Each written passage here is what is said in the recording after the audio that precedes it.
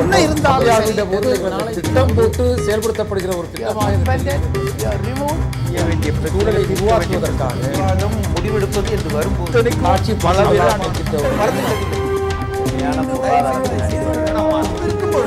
எதிர்த்து பேசிட்டு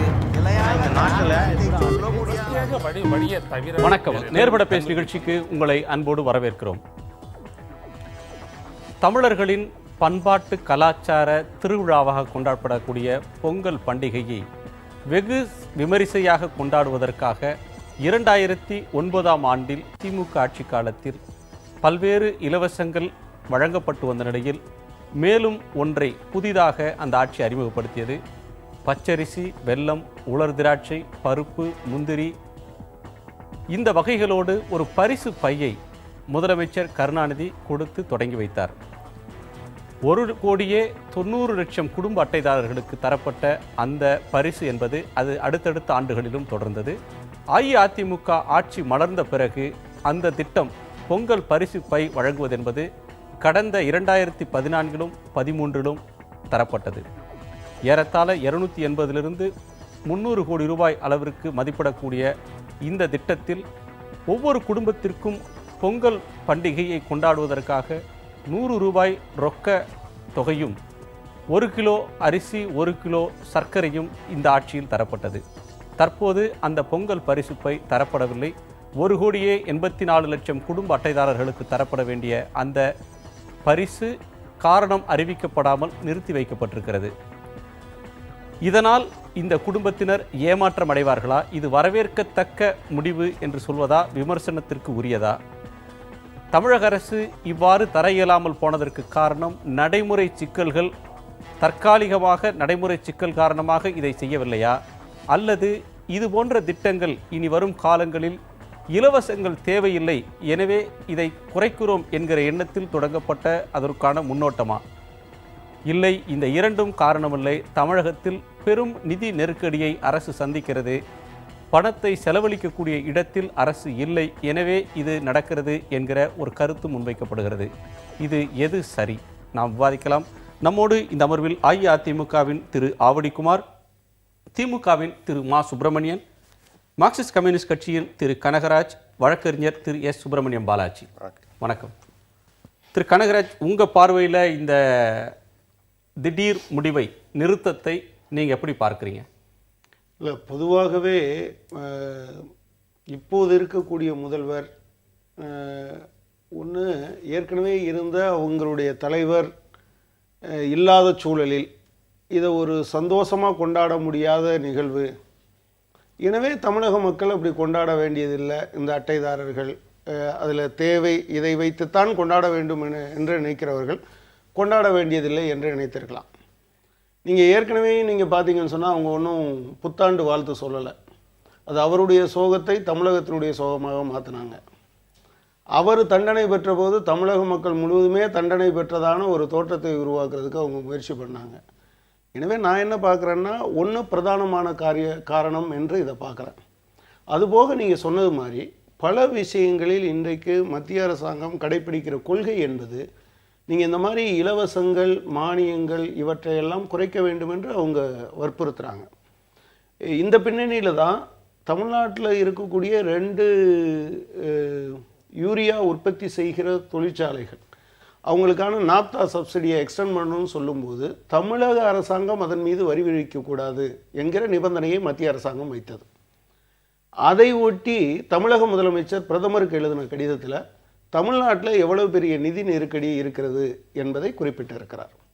எனவே ஒரு சந்தோஷமற்ற மனநிலை, தமிழகத்தினுடைய நிதி ஆதாரம் போதுமான அளவில் இல்லாமல் இருப்பது, மத்திய அரசாங்கத்தினுடைய கொள்கைக்கு இயைந்து படிப்படியாக இங்கே மானியங்களையும் இலவசங்களையும் நிறுத்துவது என்கிற இந்த 3 அடிப்படையில் நடந்திருக்கும் என்று நான் நினைக்கிறேன். 3 காரணம் சொல்றீங்க. அடிஷனலாக ஒரு அரசியல் காரணத்தை நீங்க சொல்றீங்க. திரு ஆவடிக்குமார், அவர் சொல்லக்கூடிய காரணங்கள் உண்மையா? அதாவது இன்றைக்கு நிதி நெருக்கடி ஏற்பட்டிருக்கிறது, அதற்கு முதலமைச்சர் எழுதிய கடிதத்தை காரணமாக வச்சுட்டு சொல்கிறாங்க. அதில் கூட அவர் தெளிவாக தான் சொல்லியிருக்காரு. இன்றைக்கு இருக்கின்ற நிதி நெருக்கடியில் இதை எதிர்கொள்ள முடியாது. அதனால் மத்திய அரசு உதவி செய்யணுன்ற நோக்கத்தோடு அவங்க சொன்னாங்களே ஒழிய நிதி நெருக்கடி என்பது எப்பவும் இருந்துகிட்டு இருக்கு. இன்றைக்கி ஒன்று திடீர்னு ஒட்டுமொத்தமாக இல்லை, தொடர்ந்து எல்லா சுமைகளையும் மத்திய அரசு மாநில அரசாங்கத்தின் மீது திணிக்கின்ற பொழுது அதை தாங்குகின்ற வல்லமை மாநில அரசாங்கத்திற்கு இல்லை என்பதுதான் அதனுடைய பொருள். இன்றைக்கு இந்த பொங்கல் பரிசு வழங்கலன்னு சொல்கிறதே, இந்த பொங்கல் பரிசு வழங்கப்பட்டதே இது பொங்கலுக்காக வழங்கப்பட்ட பரிசு இல்லை, பொங்கலுக்காக தந்த இலவசங்கள் இல்லை. இது முழுக்க முழுக்க கடும் வறட்சியால் பாதிக்கப்பட்டவர்கள் அந்த பொங்கல் திருநாளை மகிழ்ச்சியாக கொண்டாட முடியாத ஒரு நிலை இருந்த காரணத்தால் அந்த நேரத்தில் 2013 14 கொடுத்தாங்க. அதில் கூட அந்த 13 வெளியிட்ட அறிக்கையில் கூட முதலமைச்சர் புரட்சித் தலைவி அம்மா அவர்கள் தெளிவாக சொல்லியிருக்காங்க, இந்த வறட்சி நிலைமையில் பயிர்கள் பாதிப்படைந்து விவசாயிகள் துன்பத்தில் இருக்கின்ற சூழ்நிலையில் அந்த விழாவை பொங்கல் விழாவை மகிழ்ச்சியாக கொண்டாட வேண்டும் என்ற நோக்கத்தோடு இந்த வறட்சி நிவாரணம் தான் சொல்றீங்களா? இல்ல, வறட்சி நிவாரணம், வறட்சியால் பாதிக்க கடந்த ஆண்டு பார்த்தீங்கன்னா சென்னையை தவிர 31 மாவட்டங்கள் வறட்சி மாவட்டங்களாக அறிவிக்கப்பட்டிருந்தன. அப்படிப்பட்ட கடந்த ஆண்டுல இந்த பரிசு தர்றப்ப சென்னை மக்களுக்கும் கொடுத்தாங்களே. அதுதான் இப்போ அந்த பரிசு தர சொல்ல சென்னைக்கும் சேர்த்து தான் வழக்கமாக எல்லா பொருட்களும் தர சொல்ல சென்னையை ஒதுக்கி வச்சுட்டு செய்கிறது இல்லை. ஏன்னா விவசாய கூலி தொழிலாளர்கள்ன்ற நிலையிலிருந்து அவங்க பஞ்சம் புடைக்கிறதுக்காக சென்னையில் ஏதாவது கூலி தொழில் செய்து கொண்டிருப்பார்கள், அதனால் அதை கொடுக்குறாங்க. ஆக அதனுடைய நோக்கம் என்பது வறட்சியின் காரணமாக பாதிக்கப்பட்ட மக்களுக்கு அந்த பண்டிகை கொண்டாடுவதற்கு செய்த உதவியை தவிர இது நிரந்தர நிவாரணம் இல்லை. பொங்கல் பரிசு வறட்சியினால அந்த தேவைப்படலை. ரெண்டாவது, இன்றைக்கு பார்த்தீங்கன்னா புரட்சித் தலைவர் எம்ஜிஆர் இந்த நாட்டின் முதலமைச்சராக இருந்த காலத்திலிருந்து தொடர்ந்து இலவச வேட்டி சேலை வழங்கப்பட்டு வருகிறது. எந்த ஆட்சி இருந்தாலும் அது இந்த ஆட்சி இப்பவும் தந்திருக்கான். ஆக அடிப்படையான இது செஞ்சிருக்கோம். இது வறட்சிக்காக தரப்பட்டது 2 ஆண்டுகளில். இப்போ வறட்சி இல்லை, அதனால அது தர வேண்டிய அவசியம் வரல. இது ஒரு குதர்க்கமான வாதம். என்னன்னா 2009 தலைவர் கலைஞர்களால் அறிமுகப்படுத்தப்பட்டு தொடர்ந்து தரப்பட்டு கொண்டிருந்தது. 2009, 10, 11 தரப்பட்டது. அதற்கு பின்னால் அதிமுக அரசு 2 ஆண்டுகள் தந்திருக்கிறார்கள். இந்த இப்போல்லாம் 2009, 10, 11 வறட்சி இருந்து தான் இந்த திட்டத்தை அறிவிச்சாங்களான்னு இல்லை.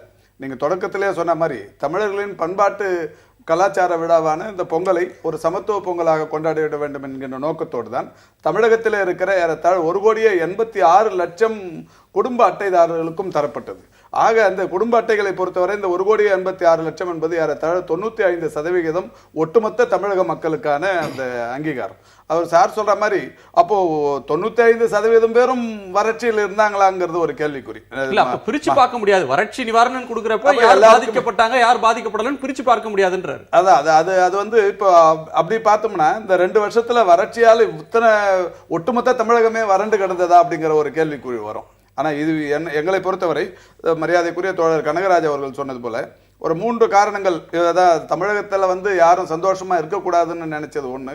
ரெண்டாவது, இந்த ஆட்சி ஸ்தம்பித்த நிலையில் இருக்கிறது. ஒட்டுமொத்தமாய் எந்த நிர்வாகமும் இயங்கவில்லை என்பதற்கு பல்வேறு உதாரணங்களை சொல்லலாம். கடந்த 3.5 ஆண்டு காலத்தில் முன்னாள் முதலமைச்சர் ஜெயலலிதா அவர்கள் 110 விதியின் கீழ் 136 அறிவிப்புகளை அறிவித்து அதுல 1,27,500 கோடியே 93 லட்சம் ரூபாய்க்கு திட்டங்களை அறிவித்தார்கள். 1,27,500 கோடியே 93 லட்சம் இவ்வளோ அறிவித்து, ஆனா அந்த போன வருஷம் பட்ஜெட்டை பார்த்தீங்கன்னா வரவுகள்ங்கிற மாதிரி பார்த்தீங்கன்னா அதே 1,27,389 கோடி. இதுல ஒரு பெரிய கேலி கூத்து, அறிவிக்கப்பட்ட இந்த 110 விதியின் கீழ் அறிவிக்கப்பட்ட தொகையும் ஒரு வருடத்தின் வருவாயும் ஒரே அளவிலான ஒரு இந்த விஷயங்கள் ஒரு இந்த மாதிரி இருக்கும்போது இந்த பரிசு பை என்பது ஒரு 300 கோடி ரூபாய்க்குள்ளே ஆகிற ஒரு விஷயம்தான். தமிழர்களின் அந்த ஒரு கலாச்சார உணர்வுக்கு விடப்பட்டிருக்கிற ஒரு சவால், தமிழர்களின் பண்பாட்டிற்கு விடப்பட்டிருக்கிற ஒரு சவால் என்று இதை கருதி கொள்ளலாம். எல்லாத்தையும் தாண்டி தலைவர் கலைஞர்கள் இந்த ஆண்டு அறிவித்திருக்கிறார்கள். தை முதல் நாளை தமிழர் புத்தாண்டாக கொண்டாடிட வேண்டும் என்கின்ற அந்த அறிவிப்பு தலைவர் கலைஞர்களால் ஏற்கனவே கொண்டு வரப்பட்டு இந்த ஆட்சியர்களால் நிறுத்தப்பட்டது. இந்த விழா சந்தோஷமா கொண்டாடி கொண்டிருக்கிறார்கள். தை முதல் நாள் தமிழர் புத்தாண்டாக தமிழ்நாடு முழுவதிலும் மிக சிறப்பாக கொண்டாடி கொண்டிருக்கிறார்கள். இந்த சந்தோஷத்தை கெடுக்க வேண்டும், இந்த சந்தோஷத்தை குலைக்க வேண்டும். தை முதல் நாள் தமிழர் புத்தாண்டு என்று இவர் அறிவித்து தமிழ்நாடு முழுவதிலும் மிக சிறப்பாக கொண்டாட வேண்டும் என்பதற்காகத்தான் இந்த தமிழ் புத்தாண்டு என்பது தை முதல் நாள் தமிழ் புத்தாண்டுன்றது உங்களுடைய நிலைப்பாடு. ஆமா. இன்னொரு சாராருக்கு இந்த சித்திரை முதல் நாள் தான் தமிழ் புத்தாண்டு நினைக்கிறாங்க. அந்த சர்ச்சை இன்னொரு சர்ச்சை மட்டும் இல்ல. நம்ம அதனால சந்தோஷப்பட்டு கூடாது. இந்த விழா பொங்கல் விழா என்பதே தை தந்தை பெரியார் அவர்கள் 1970 அது வேறு ஒரு விவாதம். அது அதற்குள்ள கடிதத்திலே கூட தை மாதத்தையும் தை முதல் தேதியையும் ஆதாரமாக கொண்டுதான் பொங்கல் விழாவே கொண்டாடப்படுகிறது என்று சொல்கிறார். ஆக இந்த பொங்கல் என்பது தையை ஆதாரமாக கொண்டு வருகிற ஒரு பண்டிகை தான். இந்த பண்டிகை சந்தோஷத்தோடு இருக்கக்கூடாது, அதை ஏற்க முடியுமா? இது அது இன்றைக்கு முன்னாள் முதலமைச்சர் ஜெயலலிதா அவர்கள் கூட சிறையிலிருந்து வந்த பிறகு முதல் முறையாக ஒரு அறிக்கை வெளியிட்டிருக்கிறார். தமிழ்நாட்டு மக்களுக்கு பொங்கல் வாழ்த்துக்களை, தமிழர் திருநாள் வாழ்த்துக்களை அவர் தெரிவித்திருக்கிறார். எனவே கொண்டாடக்கூடாது அப்படின்றது அவங்களுடைய நோக்கமாக இருக்கும் அப்படின்னு நீங்க சொல்ற நோக்கத்துக்கு அது நீங்க கற்பிக்க முடிகிற ஒரு உள்நோக்கத்துக்கு அவங்களுடைய பதில் அவங்க நினைச்சிருந்தாங்கன்னா இதை கொடுத்திருக்கலாமே. சரி, கொண்டாடணும்னு நினைச்சிருந்தா கொடுத்திருக்கலாமே, ஏன் கொடுக்கல? வறட்சி அதனால கொடுத்தோம்ன்றார், இல்லை கொடுக்க மனமில்லை அதனால கொடுக்கலன்றாங்க. உங்க பார்வை இதுல என்ன? இல்லை, இதில் சட்ட சிக்கல் ஒன்று இருந்தது. இப்போது சென்னை உயர்நீதிமன்றத்தில் திமுக தரப்புலேருந்து யாரோ ஒருத்தர் முன்னாள் முதல்வரோட படத்தை எல்லாம் அகற்றணும் அப்படின்னு ஒன்று போட்டிருந்தாரு. இப்போ இந்த பையில் நீங்கள் பார்த்தீங்கன்னா பொங்கல் பையில் திரு கருணாநிதி அவர்களுடைய படமும் திரு செல்வி ஜெயலலிதா அவர்களுடைய படமும் தான் அச்சடித்து கொடுத்தாங்க. இப்போ தமிழ்நாடு அரசுக்கு எல்லாரும் சொல்கிற மாதிரி அது இருக்கா இல்லையானே தெரியாத மாதிரி ஒரு ரெண்டு கட்டான் சூழ்நிலை. அதில் இப்போ இருக்கிற முதல்வருக்கு முன்னாள் முதல்வர் படத்தை போடாமல் பையை அச்சடிக்க முடியாது. அவர் படத்தை போட்டு அச்சடிப்பதற்கு எந்த நீதிமன்ற தடையும் இல்லையே. நீங்க இல்ல அப்படி தடை கொடுத்திருந்ததுன்னா அத்தனை பையும் போட்டதுனால அது பெரிய சிக்கலா இருக்கு. அந்த வழக்கு திமுக சார்பில் தொடரப்படல. இல்ல கேள்வி உங்களை பொறுத்த வரையிலும் இந்த பரிசு பை தரப்பட வேண்டும்ன்றீங்களா, தரப்படக்கூடாதுன்றீங்களா? தரப்படக்கூடாது. அதாவது தமிழ்நாட்டையே இலவசம் என்ற ஒரு மோசமான பாதையில கொண்டு போயிட்டாங்க. 2004 சுனாமி வந்தப்போ சுனாமி நிவாரணம் கொடுக்க ஆரம்பிச்சதுல 2005 பெருவெள்ளம் வந்தப்போ செல்வி ஜெயலலிதா தலைமையில் 2006 தேர்தல் வருதுங்கிற காரணத்துக்காக எல்லார் வீட்டுக்கும் 2000 ரூபாய் பணம் கொடுத்து சைதாப்பேட்டையில் கூட ஒரு 40 பேர் இறந்து போனாங்க. அதுக்கப்புறம் அதை வைத்து திரு கருணாநிதி அவர்கள் அதை முறியடிக்க வேண்டும் என்பதற்காக 2006 தேர்தலில் இலவச கலர் டிவின்னு சொன்னார். அந்த இலவச கலர் டிவி பயணம் இல்லாமல் போனவொன்னு 2006 மிக்சி கிரைண்டர் தரோன்னு திமுக தரப்புல அறிக்கை வந்து பொதுவா போட்டிக்காக இலவசம் தர்றாங்கன்ற கருத்து நீங்க சொல்றீங்க. இது ஒரு பொங்கல் நாள்ல அரிசி பருப்பு வெல்லம் இது தர்றதுன்றது ஒரு பெரிய இலவசம் சொல்ல முடியுமா? ஏழ்மை நிலை ஒழியணுங்கிறதுக்காக தான் இந்த இலவச திட்டங்கள் என்பது அறிவிக்கப்பட்டது. இப்ப சார் சொல்ற மாதிரி இலவச கலர் டிவி கொடுத்ததுக்கு அப்புறம் இன்னைக்கு தமிழகத்தில் இருப்பவர்களுக்கான அந்த விழிப்புணர்வு என்பது எந்த அளவுக்கு வந்திருக்குதுங்கிறது எல்லாருக்குமே தெரியும். ஒரு பொதுவா இந்த மலை கிராமங்கள்லாம் ஷெட்யூல் ட்ரைப் மக்கள் வாழ்ந்து கொண்டு இருக்கிற அந்த மலை கிராமங்களில் கரண்டே இல்லாத இடங்கள்ல ஏறத்தாழ ஒரு 500க்கும் மேற்பட்ட கிராமங்களில் இந்த வண்ண தொலைக்காட்சி பெட்டி தந்ததற்கு பிறகுதான் மின்சாரமே வந்திருக்கிறது. இப்படி அதன் மூலமாக அரசியல் அறிவு விழிப்புணர்வு பொதுமக்களுக்கு வந்தது என்பது அந்த திட்டத்தில். காரும் பங்களாவும் வைத்திருக்கிறவர்களுக்கும் இலவச வண்ண தொலைக்காட்சி பெட்டி தரப்பட்டது இல்ல. அந்த திட்டத்தின் நோக்கமே யாருக்கு வண்ண தொலைக்காட்சி பெட்டி இல்லையோ அவர்களுக்கு தருவது என்பதுதான் அந்த திட்டத்தின் நோக்கம். அப்படித்தான் அது முதலில் செயல்படுத்த தொடங்கப்பட்டது. அது முழுமையா அப்படிதான் கொடுக்க ஆரம்பிச்சாங்க. 100 கோடிகள் சம்பந்தப்பட்ட வண்ண தொலைக்காட்சி சம்பந்தமா பேசிட்டு இருக்கீங்க. நம்ம பிஜேபி நண்பர் சொன்னார். இப்போ அவர் திமுகவும் அதிமுகவும் மாறி மாறி இலவசங்களை கொடுக்குறாங்க. ஆக்சுவலாக காங்கிரஸும் அவங்களும் வெளிநாட்டு முதலாளிகளுக்கு மாறி மாறி கொடுத்துக்கிட்டு இருக்க தொகையை பற்றி அவர் பேச மாட்டேன்றாரு. அது அவங்களுடைய கான்செப்டோடு சம்மந்தப்பட்டது. நான் அதனால தான் முதலே சொன்னேன், மத்திய அரசாங்கம் இந்த மானியங்களையும் இலவசங்களையும் கொடுக்கக்கூடாதுன்னு கொடுக்குற நிர்பந்தம். தமிழ்நாட்டில் நீங்கள் நெல்லுக்கு ஆதார விலை கொடுத்தால் அதுக்கு மத்திய அரசாங்கம் நாம் பொறுப்பில்லைன்னு சொல்கிறதோ, அல்லது இது மாதிரியான விஷயங்கள் எல்லா விதமான மானியங்களையும் வெட்டுவதுன்னு சொல்கிறதோ, அந்த கான்செப்ட்லேருந்து அவர் பேசுகிறார். எனவே அவரை பொறுத்தளவில் ஏழைகளுக்கு கொடுத்தா அதை நிறுத்தணும். அவங்க கட்சியை பொறுத்தளவில் நீங்கள் அந்நிய நாட்டு முதலாளிகளுக்கு கொடுத்தீங்கன்னா அதை சந்தோஷமாக ஏற்றுப்பாங்க, அதை போட்டி போட்டு கொடுப்பாங்க. தவறான கருத்து. மத்திய அரசுக்கு இந்திய அரசியல் சாசனத்தின்படி அவர்களுக்கு நிதி நிலைமையில் என்ன விதமான அதிகாரங்கள் இருக்குன்னு அந்த அதிகாரங்களுக்கு உட்பட்டு மத்திய அரசும் மாநில அரசும் செயல்படுது. வெளிநாட்டு முதலாளின்னு இல்லை, எந்த முதலீடுமே அந்த முதலீடு இந்தியாவுக்கு வர்றதுக்கான சில முஸ்தீபுகள் செஞ்சாதான் அவங்க வருவாங்க. தமிழக மக்களுக்கு கொடுக்க கூடாதுன்னு அரசியல் சட்டத்துல ஏதாவது இருக்கா? எல்லாருக்குமே அதை சட்டம் வழங்கின அனுமதின்னு சொன்னா திரு கனகராஜ் சொல்றது மாதிரி இந்த பொங்கல் பரிசை தரக்கூடாது, இலவச டிவி தரக்கூடாது, மிக்சி கிரைண்டர் தரக்கூடாதுன்னு சொல்லி சட்டத்தில் எங்கேயாவது தரப்பட்டிருக்கு, சொல்லப்பட்டிருக்கா? அல்லது நீங்க போய் வழக்கு தொடுத்தீங்களா சுப்ரீம் கோர்ட்ல? அப்போதும் நீதிமன்றம் ஒன்றும் தரக்கூடாதுன்னு சொல்லலையே, அரசுக்கு உரிமை இருக்குன்னு தானே சொல்லி இருக்குன்னு சொன்னது. அது தவறான தீர்ப்பு. அது இன்னும் அப்பீலுக்கு போகக்கூடிய தீர்ப்பு தான், அதுல ஒன்றும் மாற்று கருத்து இல்லை. அதாவது கஜானா பணத்தை எடுத்து தனி நபர்களுக்கு சொத்தாக வழங்கக்கூடாது, அது அரசியல் சாசனத்தில் இருக்கு. இப்போ இந்த மாதிரி சொத்தாக வழங்குறதுனால இப்போ என்ன ஆகுதுன்னா இப்போ தர்மபுரியில் பெண்கள் இறந்து போனாங்க, ஊட்டியில் பெண்கள் இறந்து போனாங்க. மக்கள் வந்து கடுமையான பாதிப்பில் இருக்காங்க. இந்த மாதிரி தேவைக்கெல்லாம் செலவு செய்ய முடியாமல் இந்த மாதிரி அரசியல் நோக்கோடு இருக்கும் இந்த மாதிரி தவறான கொள்கைகளை நாம் தொடர்ந்து விவாதிக்கலாம். கஜானா பணம் அப்படின்ற ஒன்று எங்கிருந்தோ ஒன்று கற்பனையான ஒரு இடத்துல வரிப்பணத்தால் மக்களுக்காக செய்யப்படுகிறது. இந்த ஊர்ல வரி கட்டுறவருக்கு கொடுக்க கூடாதான், வெளிநாட்டுல இருக்கிறவருக்கு அள்ளி கொடுக்கலாமா? அதுக்கு அரசியல் சட்டத்துல இடம் இருக்கா? நாம் தொடர்ந்து விவாதிக்கலாம். திரு மா சுப்பிரமணியம், பொங்கல் பரிசு பையை அரசாங்கம் தரவில்லை, அதனால பொங்கலை கொண்டாட போறதில்லை அப்படின்னு யாரும் முடிவெடுக்க போறதில்லை. அவர்கள் கொண்டாட போறாங்க. பொங்கலை பொறுத்தவரையில் தமிழ் மக்கள் பெருவாரியாக உற்சாகத்தோடு கொண்டாடுற ஒரு திருவிழா. அவங்க இந்த பரிசு பை தந்தாலும் தராவிட்டாலும் கொண்டாட போறாங்க. இதுல அரசாங்கம் அந்த மக்கள் வெளியூர்ல இருந்து போறவங்க சொந்த ஊருக்கு போய் கொண்டாடுவதற்கு பேருந்து வசதியை, சிறப்பு பேருந்துகளை அரசு செய்து மற்ற வசதிகளை இலவச வேட்டி சேலையை தர்றாங்க. இதற்கு முன்பு தேவையான அரிசி பருப்பு வந்து ரேஷன் கடைகளில் கிடைக்கிறது. அப்படி இருக்கும்போது அரசாங்கம் ஸ்தம்பித்து விட்டது, அதனால முடிவெடுக்கல அப்படின்னு எப்படி சொல்றீங்க? இல்லை, இப்போ இந்த ஒரு விஷயத்துல மட்டும் இல்லையா, நீங்க தொடர்ச்சியா பார்த்தீங்கன்னா இப்போ நோக்கியோ மூடும்போது இந்த அரசாங்கம் எதுவும் பண்ணல, பாக்ஸ்கான் மூடும்போது இந்த அரசாங்கம் ஒன்றும் பண்ணல. இப்போ நீங்க சொன்ன மாதிரியே ஒரு நல்ல விழாக்களுக்கு கூட ஒரு வாழ்த்து செய்தியை கூறுவதற்கு கூட முதலமைச்சரே தயாராகல. எந்த துறையில் எந்த அமைச்சர் பணி செய்து கொண்டிருக்கிறார் சொல்லுங்கள். இன்னைக்கு வந்த ஜூனியர் விகடன் என்கின்ற வார இதழில் ஒரு கவிதை ஒன்று, சின்ன கவிதை. என்ன சொல்றாங்கன்னா, புகைப்படமும் வீடியோவும் எடுக்காத வேண்டுதல்களை மட்டுமே நிறைவேறும் என்று கடவுள் சொன்னால் இங்கு வேண்டுதல்கள் என்பதே இருக்காது. போட்டோவுக்காகவும் வீடியோவுக்காகவும் கோயிலில் போய் அந்த அம்மா தண்டனையை ரத்து ஆக்கணும்னு சொல்லி வேண்டிக்கிற அந்த நிகழ்வுகளை தவிர ஒரு அமைச்சர்கள் இதே வேலையாவா காலையில இருந்து சாயந்தரம் வரைக்கும் நீங்க அந்த தொலைக்காட்சி கட்சிக்காரர்கள் அமைச்சர்கள் முழுமையா இந்த வேலையில் இருக்காங்களே, சட்டமன்ற உறுப்பினர் வேற எந்த வேலையும் செய்யலையே. இந்த வேலையை தவிர நீங்க அந்த கட்சியின் தொலைக்காட்சிகளை எல்லா சேனல்களையும், அது பாடல்கள் சேனலா இருந்தாலும் சரி, காமெடி சேனலா இருந்தாலும் சரி, எல்லா சேனலையும் போட்டு பாருங்க. இதை தவிர வேற எது வருது? 24 மணி நேரம் இதுதானே வருது. அப்போ உங்களுக்கு என்ன வேலை தமிழ்நாட்டில் நடக்குதுன்னு சொல்லுங்க. இந்த வேலை நடந்து இருக்குன்னு சொல்லுங்க. 110 விதியின் கீழ் அறிவிக்கப்பட்ட திட்டங்கள்ல எது செயல்படுத்தினாங்க?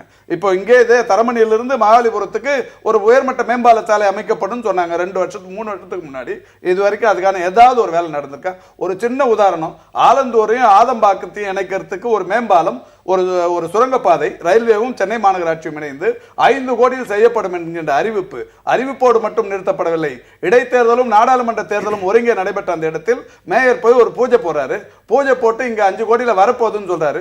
1 வருஷம் ஆச்சு, பூஜை போட்டதோடு சரி, இன்னும் எதுவும் நடக்கல. விசாரிச்சா தெரியுது அவங்க இன்னும் எஸ்டிமேட்டே போடல.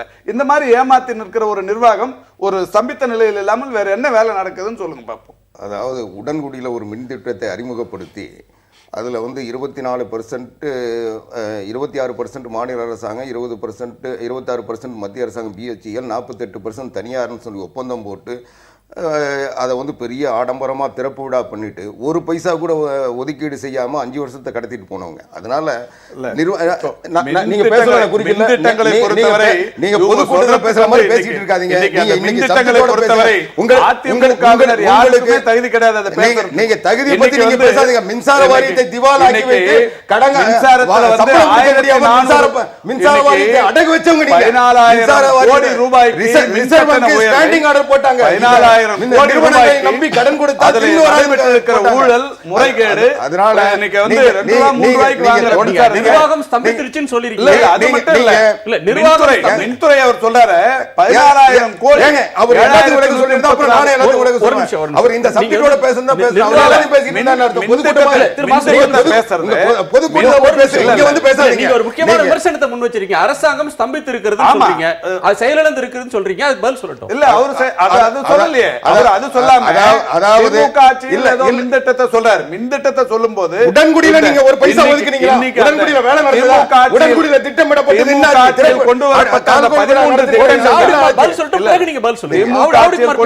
அந்த 13 திட்டங்களை தவிர இவங்க என்னத்தை கிழிச்சாங்க சொல்லுங்க. நீங்க எந்த திட்டத்துக்கு பணம் வாங்குனீங்க?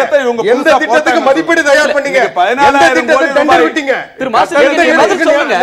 14,000 கோடி ரூபாய் கட்டண சுமையை பொதுமக்கள் தலையில சுமத்தந்த தவிர 50,000 கோடி கடன் வாங்கி ரிசர்வ் வங்கி ஸ்டாண்டிங் ஆர்டர் போட்டாங்க. இவங்க என்ன பண்ணி 50,000 கோடி கடன் வாங்கி ரிசர்வ் வங்கி மின்சார வாரியத்துக்கு கேட்ட பிறகு பதில் சொல்லுங்க. 2 பேரும் பேசினா யாருக்குமே கேட்காது. ஒரு நிமிஷம் பொறுமை காத்துருங்க. அந்த ஸ்தம்பிச்சது அப்படின்றது உங்க பதில் என்ன? அதாவது ஸ்தம்பிச்சதுன்றது அவங்களா ஏற்படுத்தி கொண்ட கற்பனை. இன்னும் சொல்ல போனால் மரியாதைக்குரிய செயல்படுதுன்னு ஒரு உதாரணம் ஏன் கொஞ்ச நேரம் பொறுமையா இருங்க. நீங்க இதையே சகிக்க முடியல. நீங்க என்ன ஒரு பொதுவாதத்துல பேசுற மாதிரி பேசுறீங்க? ஒரு வருஷத்துல நீங்க பேசுறதுல நான் குறுக்கிடல. நீங்க எல்லா குற்றச்சாட்டும் வச்சீங்க. நான் சொல்றது இல்ல ஒரு நிமிஷம் செயல்படுதுன்னு சொல்லுங்க. அதாவது இன்றைக்கு இது வந்து ஒரு மாயை கற்பனை. இன்னும் சொல்ல போனால் மரியாதைக்குரிய முன்னாள் அமைச்சர் மு.க. அழகிரி அவர்கள் சொன்னதை போல அட்ரஸ் இழந்தவர்கள் தங்களுக்கு விளம்பரம் தேடிக் கொள்வதற்காக சொல்லப்படுகின்ற குற்றச்சாட்டு. அட்ரஸ் இல்லாத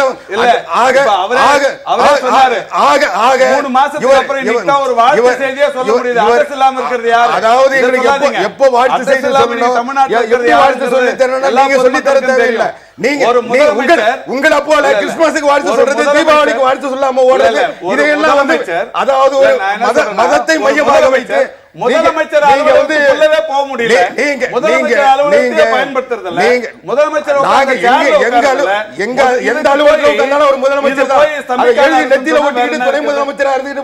சொல்லி ஆக்ட் பண்ணல.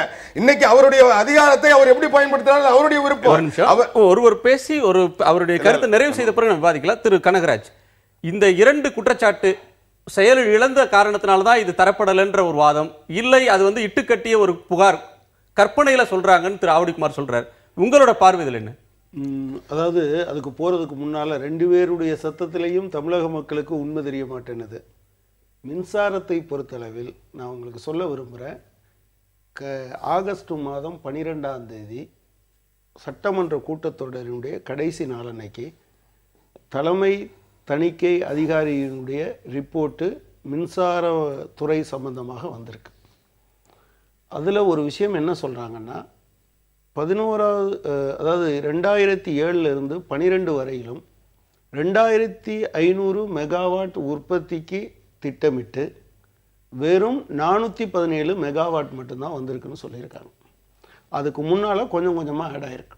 இந்த காலம் என்பது இந்த 2 பேருமே பல திட்டங்களை அறிவித்தார்களே தவிர நீங்கள் தமிழக மக்களுக்கு கூடுதலாக என்ன ஆட் ஆகிருக்கு அப்படிங்கிறது இல்லை அப்படிங்கிறது ஒரு யதார்த்தம். உடன்குடி அப்பவும் மட்டும் இல்லை, இப்பவும் இல்லை. மின்சார தட்டுப்பாட்டுக்கு யார் காரணம்? மின்சார வாரியம் திவாலானதுக்கு யார் காரணம்? அது அடுத்த மின் பற்றாக்குறைக்கு யார் காரணம்? இது வந்து தனி தலைப்புல நம்ம விரிவாக விவாதிக்கலாம். அவங்க 2 பேரும் அதை பேசினதில்லை. ஒன்று, தமிழகத்தில் உண்மையில் திரு ஆவடிக்குமார் அவர்களும் ஒத்துக்கொள்வார்னு நான் நினைக்கிறேன். இந்த காலத்தில் பல முடிவுகளில் அரசாங்கம் அது வேகம் காட்டலை, முடிவெடுக்க முடியாமல் இருக்குது என்கிற பொதுவான விமர்சனம் பல தளங்களில் இருக்குது. இப்போ டெங்கு காய்ச்சல் இந்த பீரியடில் வந்தது. அநேகமாக ஒரு 12 குழந்தைகள் இறந்த பிறகுதான் ஒரு அமைச்சருடைய தொகுதியில், அமைச்சர் இருக்கக்கூடிய மாவட்டத்தில் 12 குழந்தைகள் ஒரு குறிப்பிட்ட ஊருக்குள் இறந்த பிறகுதான் அதில் தலையிட முடியுது. ஏன் இது தலையிட மாட்டேன்றாங்க? போக்குவரத்து தொழிலாளர் பிரச்சனை.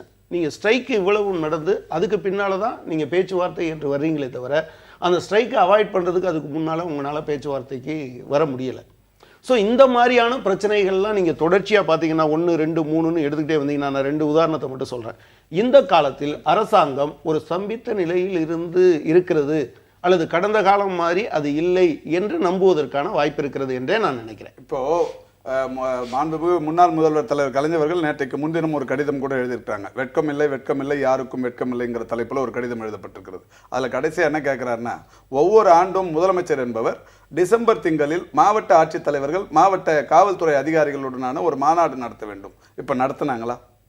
அப்போ ஸ்தம்பிக்கலன்னு, இது ஜனவரி வந்துருச்சே, ஏன் நடத்தலை? இது கேட்க மாட்டாங்களா? இதுக்கு ஸ்தம்பித்த நிலை இல்லையா? இந்த அரசாங்கம் ஸ்தம்பிப்பில் இருக்கிறதுன்னு சொல்றதில் என்ன தப்பு? அதாவது நிர்வாகத்தில் ஆட்சித்தலைவர் மாநாடாக இருந்தாலும் சரி, காவல்துறை மாநாடாக இருந்தால் அது எப்படி நடத்தணுன்றது அடுத்தவங்களுடைய ஆலோசனை தேவையில்லை. நாங்கள் செய்கின்ற பணிகளுக்குரிய அதுக்கு பலனை நாங்கள் தேர்தல் நேரத்தில் சந்திப்போம். அது வந்து மக்கள் வந்து அதுக்கு பார்த்துக்கிட்டு இருக்காங்க. என்ன நடக்குதுன்றது மக்களுக்கு தெரியும். மக்களுடைய தேவைகள் நிறைவேற்றப்படுகின்றனவா அல்லது நிர்வாகம் நடக்கிறதான்றது மக்களுக்கு தெரியும். இவங்க கவலைப்பட தேவையில்லை. நான் சொல்ல வர்றது, இந்த ஆட்சியை பற்றி விமர்சிப்பதற்கு நீங்கள் வந்து இதை வந்து பயன்படுத்துறீங்க. நீங்க வந்து உங்களுடைய ஆட்சி காலத்துல நீங்க என்ன செஞ்சீங்க, அதுல இருந்து பிராயச்சித்தம் தேடுறதுக்கு மு க அழகிரி அவர்கள் சொன்னதை போல திருடராய் பார்த்து திருந்துவதற்கு வாய்ப்பை உருவாக்கி கொள்ளுங்க. அதை விட்டுட்டு நீங்க எங்க முதல் தண்டனை பெற்று சிறையில போய் ஜாமீன்ல இருக்கிறவங்க போய் திருட்ட பத்தி பேசக்கூடாது. இல்ல இப்போ சிறை தண்டனை பெற்று ஜாமீன்ல முடங்கி கிடக்கிறவங்க போய் கருணாநிதியுடைய மனைவி இன்றைக்கு உச்சநீதிமன்றம் தேடிக்கிட்டு இருக்காங்க, சிறப்பு நீதிமன்றம் சிபிஐ தேடிக்கிட்டு இருக்கு. யோகியமா இருந்தா அவங்களை கொண்டு போய் அங்க ஆஜர் பண்ணுங்க, சிறப்பு நீதிமன்றத்துல போய் தைரியமா நின்னு நாங்க வந்து நிரூபிக்கிறோம். பரிவர்த்தனை எந்த மோசடியும் செய்யல பெற்றவங்க யாருங்கிறது ஊருக்கு தெரியும். வறண்ட கத்தல் மூலமா அதிமுக மாசத்துக்கு அப்புறம் இருக்கான்னு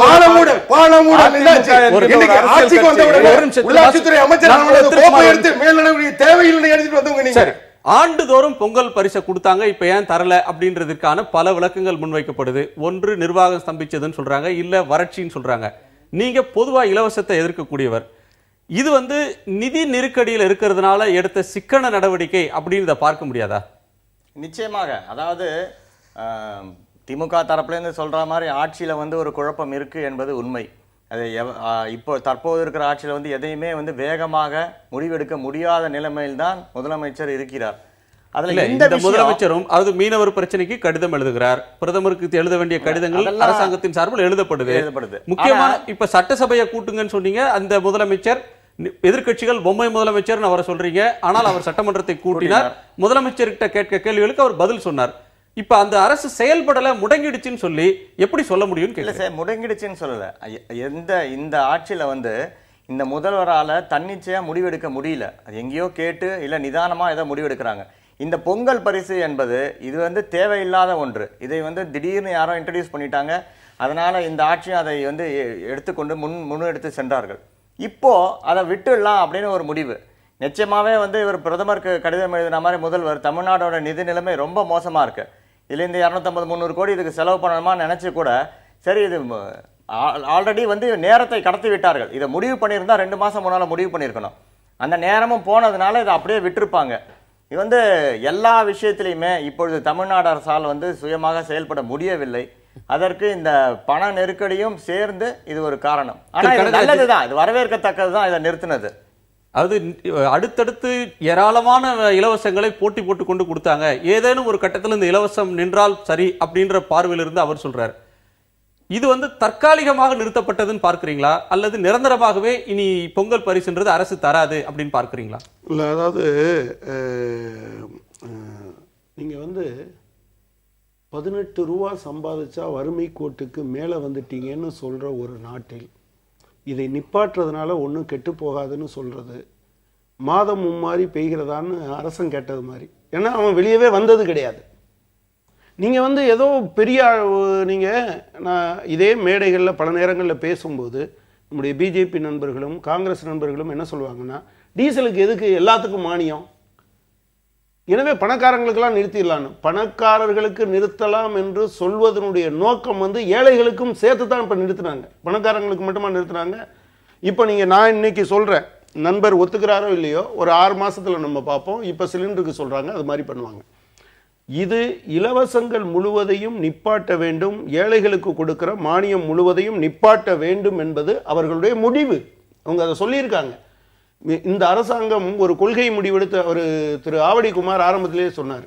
ஒரு மாநில அரசாங்கம், இந்த அரசாங்கம் மட்டும் இல்லை, இந்தியாவில் இருக்கக்கூடிய அரசாங்கம் முழுவதுமே நீங்கள் நிதி ஒழுங்கு என்கிற பெயரில் 3% மேல் அவர்கள் பற்றாக்குறை பட்ஜெட் போட முடியாது என்கிற நிலைமையை கொடுக்குறாங்க. அதன் மூலமாக இந்த நெருக்கடி இருக்குல்ல. இப்போ தமிழக அரசாங்கம் ஜிஎஸ்டி அது எல்லாத்துக்கும் ஒரே மாதிரி வந்ததுன்னா தமிழக அரசாங்கம் ஒரு மிகப்பெரிய இழப்பை சந்திக்கும். இங்கே யார் ஆட்சியில் இருந்தாலும் அது ஒரு பெரிய இழப்பு தான். ஒரு 17,000-18,000 கோடி அவங்களுக்கு வரல அப்படின்னு சொன்னால் பண்ண முடியாது. இந்த நெருக்கடியும் சேர்த்து அரசாங்கம் கொடுக்குது. இதில் நீங்கள் வேறு சில விஷயங்களையும் கூட சொல்ல முடியும். நீங்கள் 100 நாள் வேலை வந்தது என்றால் அதோடு சேர்த்து சில கண்டிஷனாலிட்டியை காங்கிரஸ் அரசாங்கம் போட்டுச்சு. இவங்க ரொம்ப போல்டாக என்ன பண்ணிட்டாங்க, 100 நாள் வேலையை வேண்டான்னு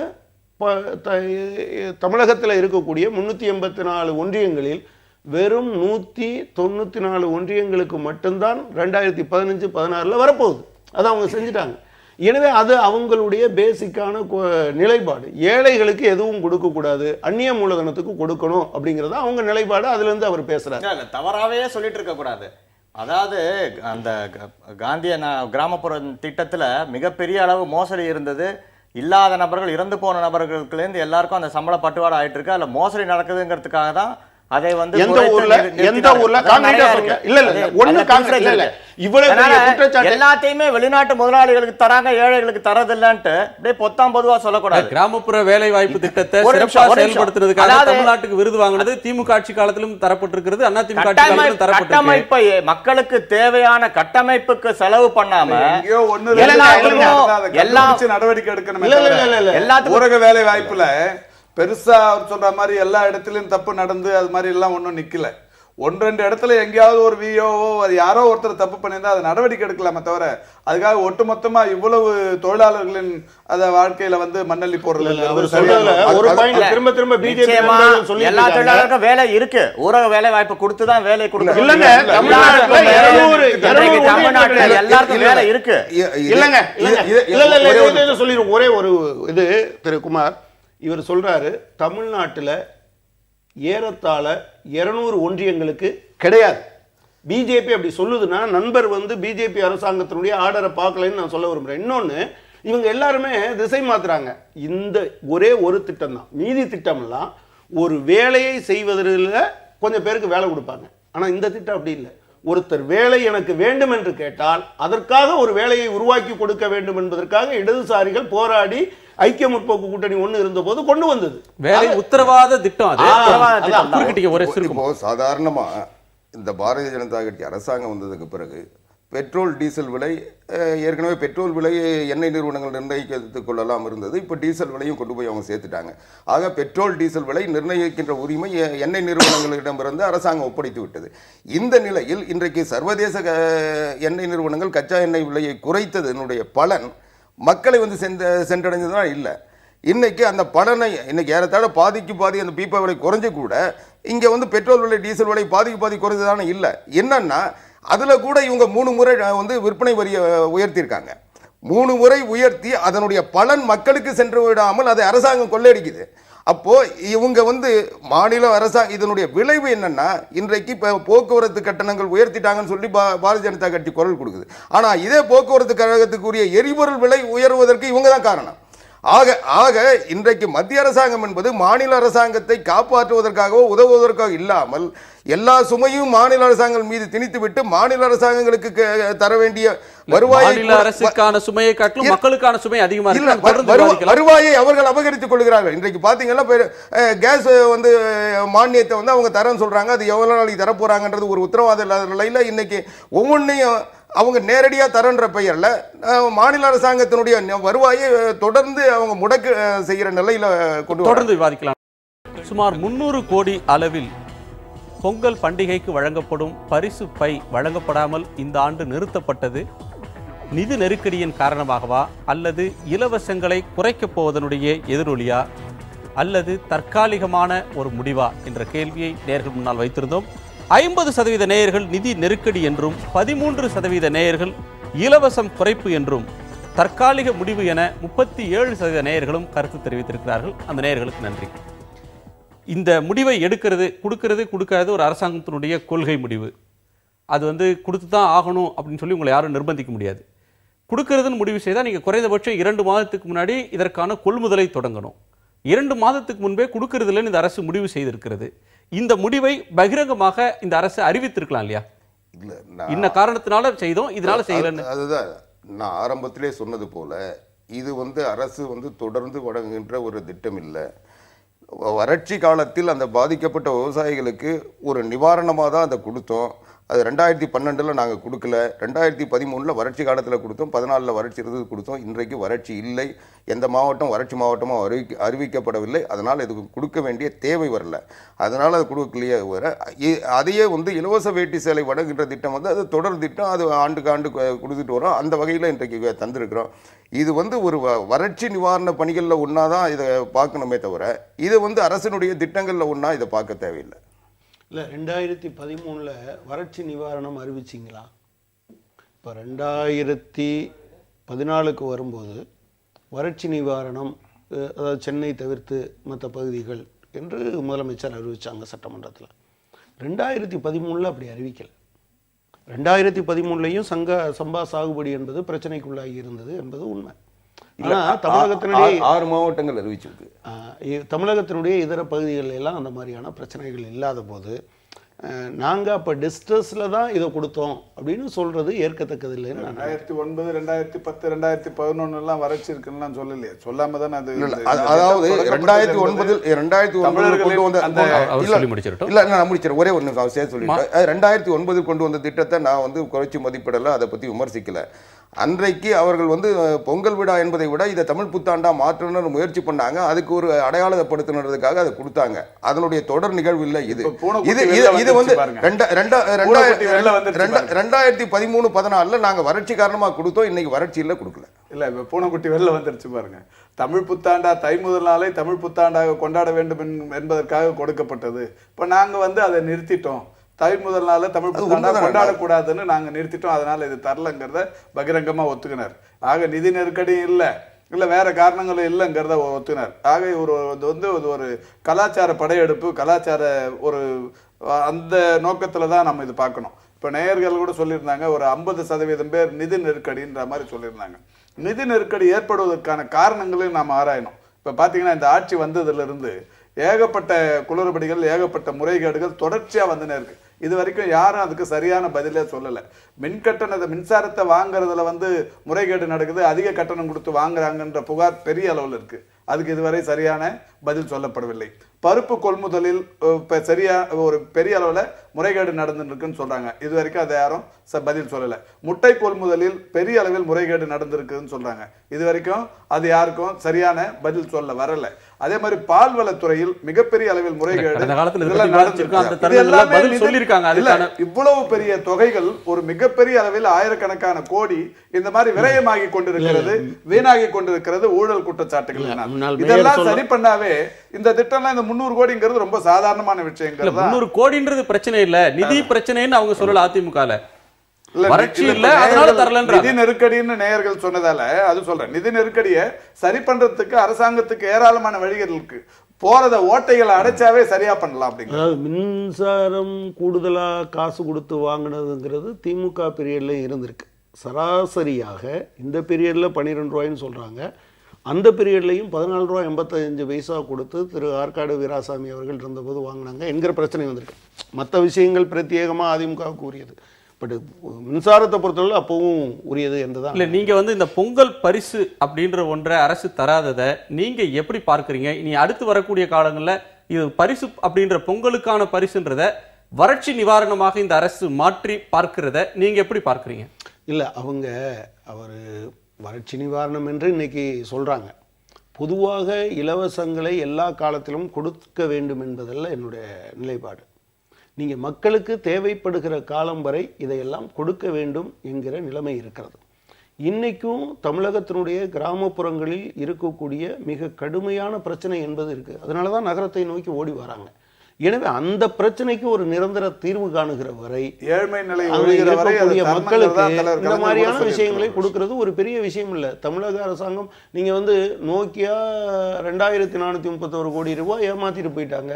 ஒரு 300 கோடி ரூபாய் இந்த மக்களுக்கு கொடுக்கறது அது ஒன்றும் பெரிய பிரச்சனைலாம் இல்லை. நான் சொல்றது தமிழக அரசுக்கு மட்டும். சரி, நீங்க பொதுவாக இலவசத்தை எதிர்க்கக்கூடியவர், வெறுக்கக்கூடியவர், அதை இருக்கக்கூடாதுன்னு சொல்றீங்க.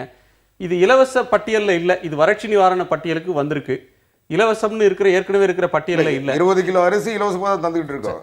ஆகையினால அந்த பட்டியலில் ஒன்று குறைந்து இருக்கிறது அப்படின்றது உங்களுக்கு மகிழ்ச்சியா? நிச்சயமா மகிழ்ச்சி. ஆனா இப்போ இன்னொரு சிக்கல் இருக்கு. இப்போ வந்து நிதி நிலைமை மோசம்னு தமிழ்நாடு முதல்வர் கடிதம் எழுதியிருக்காரு. ஆனால் நேற்றுக்கோ முந்தா நேற்றுக்கோ தான் சிவில் சப்ளைஸ் கார்பரேஷனில் 90 லட்சம் மிக்சி, 90 லட்சம் கிரைண்டர், 90 லட்சம் ஃபேனுக்கு ஃபைனலைஸ் பண்ணி ஆர்டர் இஷ்யூ பண்ணுறாங்க.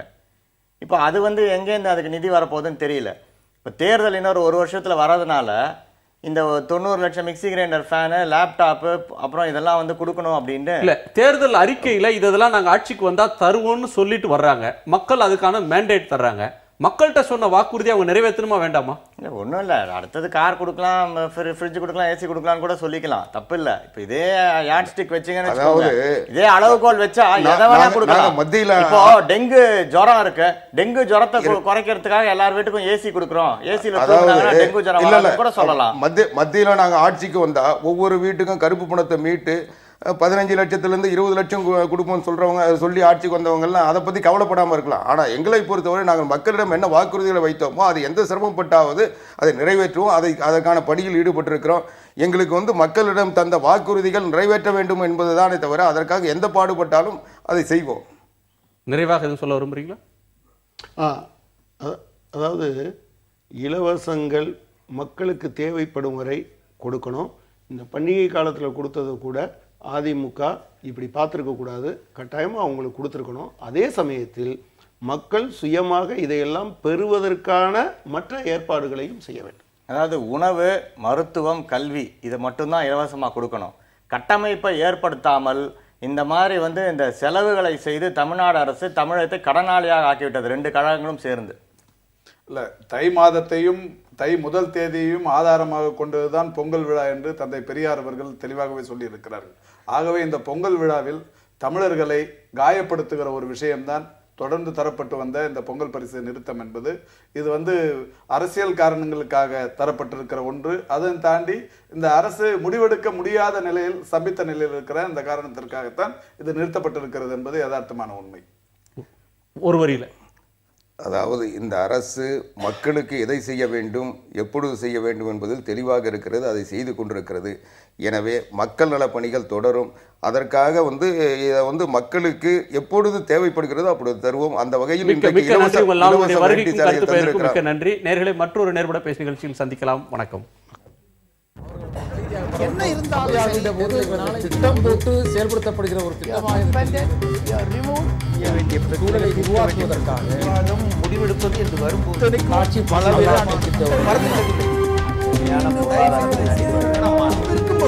எதிர்த்து பேசிட்டு மக்கள் தங்களுடைய பங்களிப்பை அளிக்க வேண்டும்.